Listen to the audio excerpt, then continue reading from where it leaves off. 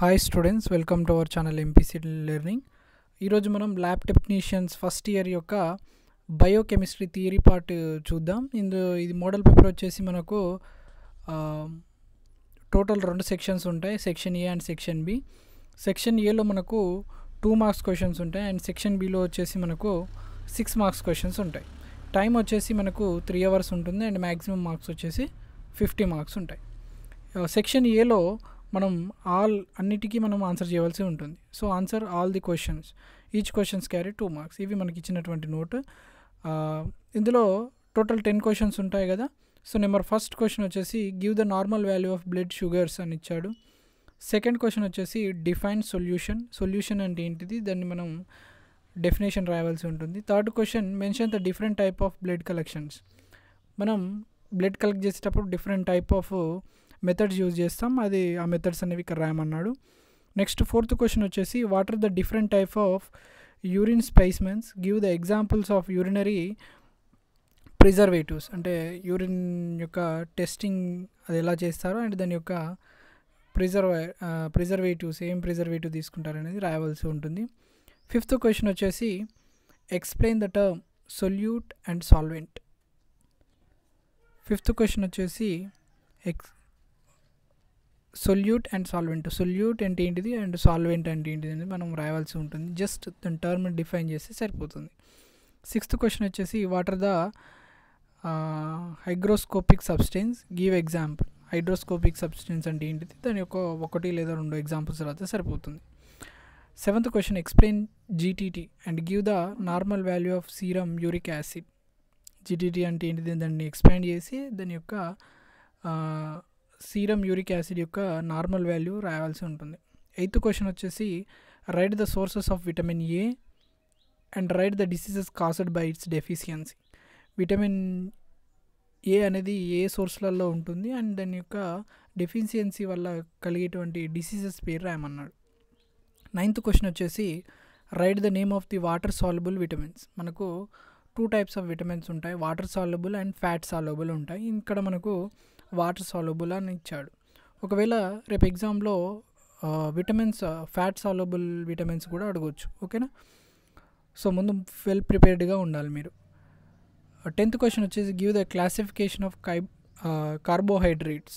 ఇక్కడ classification of carbohydrates అని ఇచ్చాడు. రేపు ప్రోటీన్స్, ఫ్యాట్స్ వాటికి సంబంధించి కూడా అడగవచ్చు. అంటే ద వే ఆఫ్ ఎగ్జామినర్ అనే ఏ వేలో మీకు క్వశ్చన్స్ ఇస్తున్నారు అనేది మీరు ఇక్కడ క్లారిటీగా అబ్జర్వ్ చేయవలసి ఉంటుంది. సెక్షన్ బిలో మనకు టోటల్ 8 క్వశ్చన్స్ ఉంటాయి. ఇందులో ఏవైనా 5 రాస్తే సరిపోతుంది. Each question carry 6 marks. 11th question చూడండి, give the classification of lipids and write the biological importance. Lipids యొక్క క్లాసిఫికేషన్ ఉంటుంది, అంటే డివిజన్, అవి దీన్ని బేస్ చేసుకుని మనం డివైడ్ చేస్తాం లిపిడ్స్ అని. దాని యొక్క బయాలజికల్ ఇంపార్టెన్స్ కూడా మనం రాయవలసి ఉంటుంది.